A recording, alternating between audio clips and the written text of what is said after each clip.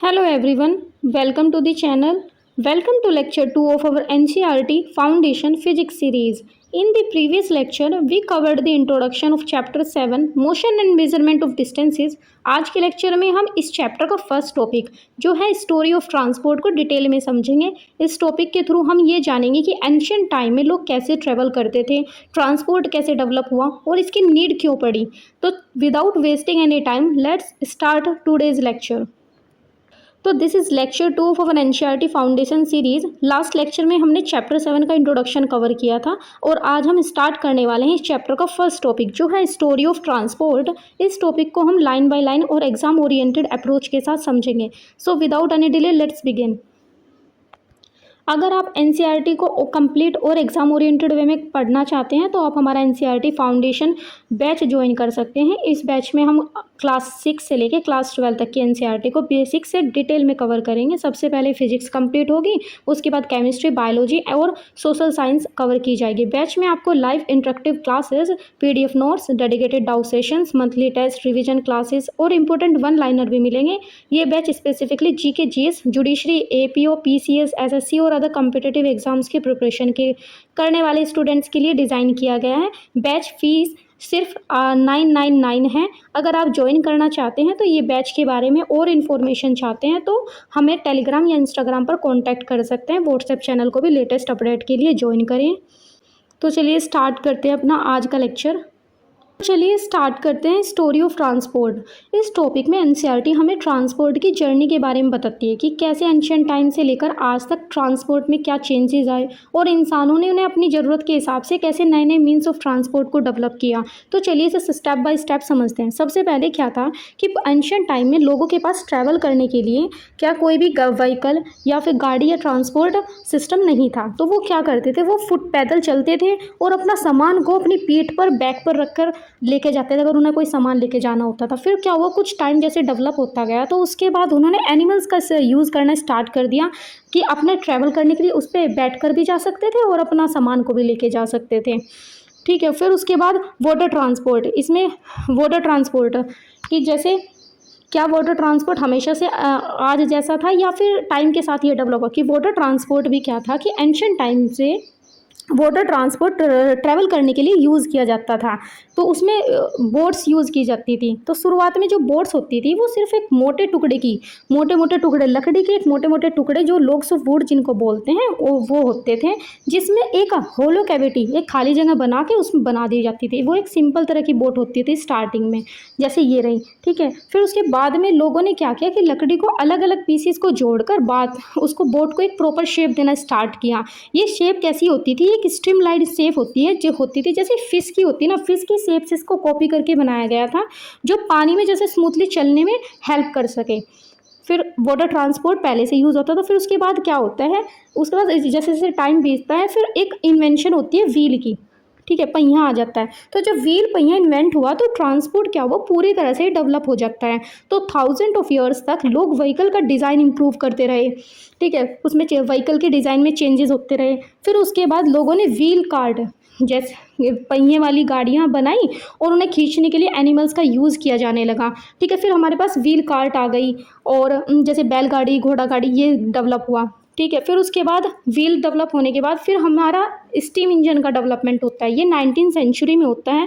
तो 19th century की शुरुआत तक भी लोगों को सिर्फ एनिमल्स, बोट्स और शिप्स पर डिपेंड करते थे। लेकिन फिर क्या होता है, स्टीम इंजन इन्वेंट हो जाता है, जिससे क्या होता है इस ट्रांसपोर्ट की दुनिया में क्या होता है, फिर एक बड़ा डेवलपमेंट होके आता है। तो स्टीम इंजन से चलने वाली गाड़ियों को हम क्या कहते हैं, रेल रोड्स।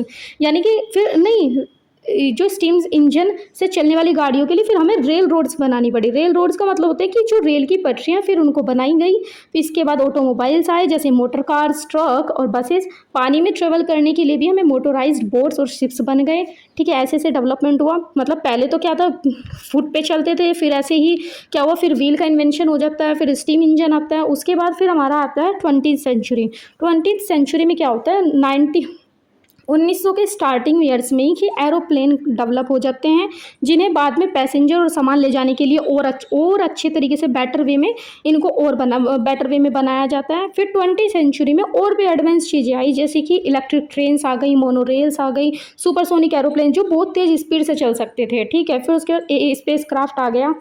तो ऐसे डेवलपमेंट हुआ ट्रांसपोर्ट का। अब इसमें क्या है, एनसीईआरटी में लास्ट में एक क्वेश्चन पूछा गया है कि बुक में कि क्या कोई ऐसा पुराने ज़माने का ट्रांसपोर्ट है जो आज यूज़ नहीं होता। तो इसका आंसर है कि आज के टाइम में स्ट्रीमलाइन जो इस नहीं आज के टाइम में जो स्टीम इंजन है, ट्रेन्स हैं, वो बिल्कुल यूज़ नहीं होती। उनकी जगह उनकी जगह किसने ले ली, इलेक्ट्रिक और डीजल ट्रेन्स ने ले ली। लेकिन बुलक कार्ट्स और या बोट्स आज भी कुछ जगह में हमें एरिया में देखने को मिल जाते हैं। मीन्स स्टीम इंजन जो ना वो पूरी तरह से ख़त्म हो गया और अब हमारी उसकी जगह उन्होंने इलेक्ट्रिक और डीजल ट्रेन्स ने ले ली है। और बुलक कार्ट वगैरह तो हमें अब भी देखने को मिल जाते हैं कहीं कहीं पे। तो कैसे इसका डेवलपमेंट हुआ, पहले तो क्या था कि पहले ट्रांसपोर्ट या गाड़ी नहीं थी, उसके बाद फिर लोगों को अगर ट्रैवल करना होता तो अपने पैदल फुट पे चलते थे, या फिर सामान लेके जाना होता तो अपनी पीठ पे लेके जाते थे। फिर उसके बाद उन्होंने एनिमल्स का यूज़ स्टार्ट कर दिया। फिर वाटर ट्रांसपोर्ट कैसा था पिछले एंशिएंट टाइम में, वो भी उस टाइम पे भी बोट यूज़ होती थी। बोट में सिर्फ एक क्या था कि सिंपल एक लकड़ी का लोगो फूड होता था, उसमें क्या क्या खाली जगह करी और उसमें वो नाव होती थी। फिर जैसे जैसे उसमें भी थोड़ा डेवलपमेंट ये हुआ कि वो उसको एक प्रॉपर शेप, स्ट्रीमलाइन शेप देने लगे, जिससे वो क्या कर सके, स्मूथली चलने में हेल्प हो जिससे। फिर क्या होता है, फिर व्हील का इन्वेंशन हो जाता है। व्हील में भी क्या होता है कि व्हील के डिज़ाइन को इम्प्रूव होता है बहुत सालों तक। फिर उसके बाद हमारे पास बैलगाड़ी आ जाती हैं, और फिर जैसे कि हमारी व्हील कार्ट आ जाती हैं। फिर स्टीम इंजन का डेवलपमेंट होता है। स्टीम इंजन ने क्या करा, स्टीम इंजन की वजह से फिर क्या रेल रोड्स बनाई गई। ठीक है, उसके बाद फिर मोटर कार्स आ गए, ट्रक्स आ गए। फिर इसके बाद पानी में ट्रेवल करने वाली भी मोटराइज बोट्स आ गई, शिप्स आ गई। फिर ऐसे डेवलपमेंट हुआ। फिर उसके बाद एरोप्लेन्स आए, ट्रेन्स आई, ठीक है, मोनोरेल्स आए, सुपरसोनिक एरोप्लेन्स आ गए, स्पेस क्राफ्ट आ गए। अब इसमें सिर्फ एक लास्ट में ये क्वेश्चन था, ये भी हो गया। तो ये हमारी थी स्टोरी ऑफ ट्रांसपोर्ट। तो चलिए जो इसमें इंपॉर्टेंट वर्ड्स थे उनको डिस्कस करते हैं। तो चलिए पढ़ते हैं लोगो फूड एंड होलो कैविटी क्या है। लोगो फूड मीन्स जब किसी बड़े पेड़ ट्री को काटा जाता है तो उसके तना, ट्रंक के मोटे और गोल लकड़ी के टुकड़ों को लोगो फूड कहते हैं। जैसे ये, ठीक है, ये क्या है, ये लोग हैं। अब ये लकड़ी के हैं तो इनको कहा जाएगा लोगो फूड। तो अगर इसके एग्जाम्पल की बात करें, अगर आपने कभी किसी जंगल या रोड साइड पर बड़े पेड़ के कटे हुए मोटे मोटे गोल टुकड़े देखे हैं तो वो लोग्स हैं। ये क्या है, लोग्स हैं, और ये लकड़ी के हैं तो इसी वजह से लोग्स ऑफ वुड हैं। इसका यूज़ फर्नीचर बनाने या जलाने के लिए होता है। अब पढ़ते हैं होलो कैविटी। होलो कैविटी का मतलब होता है किसी भी सॉलिड चीज़ के अंदर जो खाली जगह है या गड्ढा है या होल है, उसे हम क्या कहते हैं, होलो कैविटी। जैसे अगर एग्जाम्पल की बात करें तो मशक मिलन, खरबूजा या फिर पपाया। तो इसमें जब आप इन्हें बीज से काटते हैं, ठीक है, तो अंदर जहाँ बीज होते हैं, सीड्स होते हैं, वो खाली जगह क्या है, ये है इसकी होलो कैविटी। ठीक है। अब कोकोनट, दूसरा एग्जाम्पल देखें तो नारियल के अंदर भी एक खाली हिस्सा जहाँ पानी भरा होता है वो भी कैविटी है, ये वाला। ठीक है। तो चलिए अब दूसरा वर्ड डिस्कस करते हैं जो है स्टीम इंजन। स्टीम इंजन क्या होता है कि एक ऐसी मशीन या मोटर थी जो स्टीम, पानी की भाप का यूज़ करके पावर जनरेट करती थी और गाड़ियों को चलाती थी। पुराने ज़माने में जब पेट्रोल, डीजल या इलेक्ट्रिसिटी नहीं थी तब इसी इंजन की वजह से ट्रेन और बड़े बड़े शिप्स चलते थे। अब ये काम कैसे करती थी स्टीम, ये काम कैसे करती, पहला ये क्या करती थी, बर्निंग कोयल, मतलब पहले कोयले को जलाती थी, फिर बॉइलिंग वाटर, फिर क्रिएटिंग स्टीम, भाप बनाती थी। उसके बाद ये पिस्टन को पुश करती थी, उस पर प्रेशर बनाती थी। फिर मूविंग द व्हील, जिसकी वजह से फिर पहिया घूमता था। ठीक है। तो सबसे पहले है कि बर्निंग कोयल। इसमें सबसे पहले इंजन के अंदर एक फायर बॉक्स का कोयला, फायर बॉक्स में एक कोयल को मीन्स कोयले को जलाया जाता था। उसके बाद उस कोयले की गर्मी से एक बड़े बॉयलर कंटेनर के अंदर रखा पानी उबल जाता था। फिर थर्ड स्टेप में इसका कि जब पानी उबलता था तो वो बहुत सारी स्टीम भाप बनाता था। तो फिर जब स्टीम की छोटी जगह पर जमा होती थी, वे भाप जब एक छोटी सी जगह पर जमा, तो जब वे भाप छोटी सी जगह पर जमा होती थी तो उसकी वजह से बहुत ज़्यादा हाई प्रेशर बनता था। ये प्रेशर इंजन के अंदर लगे पिस्टन को, ये पिस्टन क्या था, एक तरह का रोड था जो आगे पीछे पुश करता था, और फिर उस पिस्टन के आगे पीछे होने की वजह से ट्रेन के हैवी व्हील्स, पहिए क्या करते थे, घूमने लग जाते थे और ट्रेन चल पड़ती थी। ये इसका स्टीम इंजन का प्रोसेस था। अगर आपको इसे थोड़ा डिटेल में देखना तो आप यूट्यूब पे भी जाके देख सकती हो, बहुत सारी वीडियो पड़ी है जहाँ पे स्टीम इंजन का प्रोसेस कैसे चलता था वो बताया गया है। अगर हम इसका रियल लाइफ में एग्जांपल बात करें, जैसे गदर मूवी में ट्रेन थी ना वो, तो अगर ये वाली, तो उसे सनी देओल जो ट्रेन का इंजन में जो कोयला डालते हैं वो भी एक स्टीम इंजन ही था। फिर थॉमस का एक कार्टून आता था, बट तो जो देखा हो तो थॉमस एक क्लासिक स्टीम इंजन का एग्जाम्पल है। इसका इन्वेंशन की बात करें तो इसका प्रॉपर डेवलपमेंट जेम्स वॉट ने किया था, जिसने ट्रांसपोर्ट की दुनिया को पूरी तरह चेंज कर दिया। तो चलिए पढ़ते स्टीम इंजन को इन्वेंटेड बाय। स्टीम इंजन को इन्वेंशन के पीछे दो मेन इन्वेंटर के नाम आते हैं जिन्होंने इसको पूरी तरह बदल दिया। फर्स्ट है हमारा थॉमस न्यूकोमन, फर्स्ट इन्वेंटर जो 1712 में इन्होंने इन्वेंट किया था। सबसे पहले जो प्रैक्टिकल और वर्किंग स्टीम इंजन था वो थॉमस न्यूकोमन ने बनाया था। उन्होंने इसको किसी गाड़ी को चलाने के लिए नहीं, बल्कि फ्लडेड माइंस, कोयले की खदानों में भरे पानी को बाहर निकालने के लिए एक पंप की तरह बनाया था। उसके बाद फिर जेम्स वॉट ने इसको 1776 में, जब हम आज स्टीम इंजन का नाम सुनते हैं तो सबसे पहले जेम्स वॉट का नाम ध्यान आता है। उन्होंने न्यूकोमन के पुराने इंजन के डिज़ाइन को इम्प्रूव और मॉडिफाई किया। उन्होंने इसमें एक सेपरेट कंडेंसर लगाया जिससे इंजन बहुत पावरफुल और इफ़ेक्टिव बन गया। उसके बाद इसी इम्प्रूवमेंट की वजह से बाद में स्टीम इंजन से ट्रेन, रेल रोड्स और फैक्ट्री चलाना पॉसिबल हो पाया। तो जो बनाया था उन्होंने थॉमस न्यूकोमन ने, वो सिर्फ जो बनाया था फ्लडेड माइंस के लिए, ठीक है। और जो ये जेम्स वॉट ने इसको प्रॉपर डेवलप किया है जिससे क्या हुई, ट्रेन वगैरह चल पाई। तो जेम्स वॉट का नाम, तो अगर एग्ज़ाम में आपसे पूछा जाए तो आप जेम्स वॉट का नाम लिख सकते हैं क्योंकि ट्रांसपोर्ट वाला स्टीम इंजन उन्हीं ने डिज़ाइन किया था, ठीक है। तो railroads were made for steam engine driven carriages and vessel. इस लाइन का मतलब ये है इसमें कि स्टीम इंजन से चलने वाली गाड़ियों के लिए लोहे की पटरियाँ, रेलवे ट्रैक बनाई गई, ठीक है। अब इसमें बात करें तो रेल रोड्स, ये देख सकते हैं, ठीक है। कैरेजेस क्या होते हैं? कैरेजेस होते हैं पैसेंजर डिब्बे और वैगन्स होते हैं मालगाड़ी के डिब्बे। चलिए इसको थोड़ा और आगे डिटेल में पढ़ते हैं। मीन्स जब स्टीम इंजन आया था उसके बाद रेल रोड्स बनाई गई उसको ड्राइव करने के लिए कि वो किस चीज़ पर चलेंगी। जब स्टीम इंजन का इन्वेंशन हुआ तो उसे सड़क पर चलाना मुश्किल था क्योंकि वो बहुत भारी था, इसलिए उस इंजन के पीछे लोगों के बैठने वाले डिब्बे, कैरेजेस, सामान ढोने वाले डिब्बे को वैगन्स बोलते हैं, खींचने के लिए एक अलग से रेल रोड जिनको हम बोलते हैं रेलवे ट्रैक या फिर लोहे की पटरियाँ जो बिछाई गई थी उनको बिछाई गई, ठीक है। फिर अगर हम इसकी प्रोनाउंसिएशन की बात करें तो कैरेजेस, इसको बोलते हैं कैरेजेस और वैगन्स। तो चलिए बात करते हो थोड़ा, पूरी जो मालगाड़ी होती है उसको हम बोलते हैं गुड्स ट्रेन और या फिर फ्रेट ट्रेन। इसको आप ऐसे समझते हैं कि जैसे अगर एक सिंगल डिब्बे की बात है तो उसको बोलेंगे वैगन्स, ठीक है। और जब ये पूरी ट्रेन बन जाएगी, एक वैगन,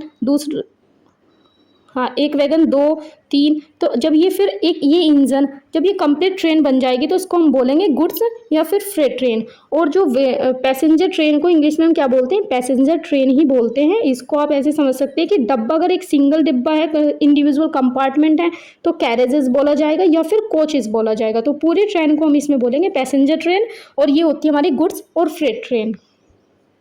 तो इसमें जनरली सिर्फ एक वर्ड्स का मीनिंग बताया गया है कि कैरेजेस क्या होते हैं और वैगन्स क्या होते हैं और ट्रेन्स क्या होती है, ठीक है। कि रेल रोड्स के लिए पटरियाँ बिछाई गई और वो फिर उसमें क्या क्या चीज़ें थी, कैरेजेस और वैगन्स, इनको डिफाइन किया गया है। इसकी प्रोनाउंसिएशन क्या होती है और ये तो हम अगर हम बोले कि पैसेंजर ट्रेन को तो पैसेंजर ट्रेन ही बोलते हैं, बट जो मालगाड़ी है उसको हम गुड्स ट्रेन या फिर फ्रेट ट्रेन बोलते हैं। और जिसके सिंगल डब्बा होता है मालगाड़ी का, गुड्स ट्रेन का, उसको हम बोलते हैं वैगन्स। और जो इसका सिंगल डब्बे को तो वैगन बोलेंगे, और जो बहुत सारे कंपार्ट मतलब ग्रुप्स ऑफ डब्बे को हम बोलेंगे वैगन्स। और जो इसमें सिंगल डब्बा होता है उसको कैरेज या फिर कोच बोलते हैं। और जब ये बहुत सारे ग्रुप्स ऑफ डब्बे हो जाते हैं तो उनको बोलते हैं कैरेजेस या फिर कोचेस। अगर आपको ये इन्फॉर्मेशन पता थी तो आप स्किप कर सकते हैं, वरना फिर देख सकते हैं। चलिए अब डिफरेंस जानते हैं ट्रेन में और रेल में क्या फ़र्क है। ट्रेन और रेल दोनों अलग अलग चीज़ें हैं जिनको लोग अक्सर एक ही समझ लेते हैं। इनका सिंपल डिफरेंस देखते हैं, ठीक है। रेल का मतलब होता है कि जो वो लोहे की पटरी, जो ट्रैक होता है ना, ये इसको जिस पर गाड़ी चलती है, रेल एक्चुअली उस लोहे की सिंगल बार रोड को बोलते हैं जो ज़मीन पर बिछाई गई हैं। इसलिए उस रास्ते को हम रेलवे या रेल रोड कहते हैं, ठीक है। रेल किसको बोला जाता है? जो ये लोहे की पटरी है, इनको रेल बोला जाता है। अब ट्रेन क्या होता है कि ट्रेन का मतलब होता है कि पूरी गाड़ी जिसमें एक इंजन हो और सारे डब्बे जो उस पटरी के ऊपर दौड़ती है। इसमें एक पावरफुल इंजन होता है जो पीछे के सारे कैरेजेस या वैगन्स को खींचती हैं। तो ये हमारी ट्रेन हो गई। एग्जाम्पल समझो, ट्रेन एक व्हीकल है और रेल उसका पाथ, ट्रैक है, रास्ता है उसका। तो जैसे कार रोड पर चलती है वैसे ही ट्रेन रेल पर चलती है। आई होप आपको समझ में आया होगा। चलिए बात करते हैं कि जो ये कैरेजेस और वैगन्स वर्ड है क्या आज भी यूज़ होते हैं। हाँ, ये दोनों वर्ड्स 100% यूज़ होते हैं आज भी इंडियन रेलवे और पूरी दुनिया के रेलवे डिपार्टमेंट में इन वर्ड्स का हर दिन यूज़ होता है। लेकिन इनका यूज़ अब दो अलग तरीके से होता है, एक ऑफिशियल रेलवे में और दूसरा कॉमन इंग्लिश में, ठीक है। चलिए इन दोनों का सिंपल मीनिंग समझते हैं। सबसे पहले है इंडियन रेलवे का ऑफिशियल यूज़ में इंडियन रेलवे क्या करती है, जब में एक पूरा अलग एक डिपार्टमेंट है जिसको बोलते हैं CNW डिपार्टमेंट, जो कैरेजेस एंड वैगन डिपार्टमेंट जिसको कहते हैं, ठीक है। वैगन और कैरेजेस, वैगन का मतलब है कि मालगाड़ी के डिब्बे को आज भी ऑफिशियली वैगन ही बोला जाता है। जैसे अगर गवर्नमेंट को कोई नया ऑर्डर निकालती है तो वो लिखती है कि Indian railway ordered 14,000 new freight wagons, ठीक है। आज भी वैगन्स वर्ड यूज़ होता है। अब बात करते हैं कैरेजेस वर्ड की। कैरेज वर्ड पैसेंजर ट्रेन के डिब्बे के रेलवे अब ऑफिशियली क्या वर्ड यूज़ करते हैं, इसकी जगह कोच वर्ड यूज़ करते हैं। कोच वर्ड ज़्यादा यूज़ करती है, लेकिन पूरे सिस्टम को आज भी कोचिंग स्टॉक या फिर कैरेजेस डिपार्टमेंट ही लिखते हैं, ठीक है। जब अगर डिपार्टमेंट से रिलेटेड अगर बोलना हो तो जब वे बोलते हैं कि कैरेज डिपार्टमेंट, बट अगर वैसे जनरली यूज़ करना होता है तो वे बोलते हैं कि एक पैसेंजर के एक डिब्बे को बोलते हैं कोच। तो आज के टाइम में पैसेंजर ट्रेन के एक सिंगल डिब्बे को कोच बोला जाता है, ठीक है। इसको और अच्छे से समझने के लिए देखिए डेली लाइफ एग्जांपल्स में जब आप ट्रेन की टिकट बुक करते हैं तो टिकट पर सीट नंबर के साथ डिब्बे का नाम लिखा होता है। जैसे coach S1, coach P1, coach A1, वहाँ पर डिब्बे के लिए कोच वर्ड यूज़ होता है। और प्लूरल में क्या है, एक से ज़्यादा डिब्बों को कोचेस बोलते हैं। जैसे इस ट्रेन में 22 कोचेस हैं। सिंगल डब्बे के लिए तो कोच बोला जाता है, और जो एक से ज़्यादा डिब्बों के लिए प्लूरल में बोलते हैं उसको 22 कोचेस। ऐसे ही कैरेज वर्ड है, और जो वो एक से ज़्यादा डब्बे हो जाते थे तो वो बोलते थे कैरेजेस। तो अब कैरेजेस वर्सेस कोच को देखते हैं, ठीक है। तो कैरेज एक पुराना और ट्रेडिशनल इंग्लिश वर्ड है जो पहले यूज़ होता था, बट अब इसकी जगह क्या यूज़ होता है, आज के मॉडर्न और ज़्यादा पॉपुलर वर्ड में जो रेलवे और आम जनता सभी यूज़ करते हैं वो कोच हैं। तो कैरेजेस की जगह किसने ले लिया, वो ले लिया कोच ने। बट अगर कोई जैसे कहीं ऑफिशियल लिखना होता है, जैसे CNW डिपार्टमेंट आज भी है, ठीक है, तो वहाँ पे अब भी ये वर्ड चलता है, बट वैसे ऑफिशियल रिकॉर्ड में तो चलता है, बट वैसे उसको बोलते कोच ही हैं, लिखते भी कहीं कहीं पे कोच ही हैं।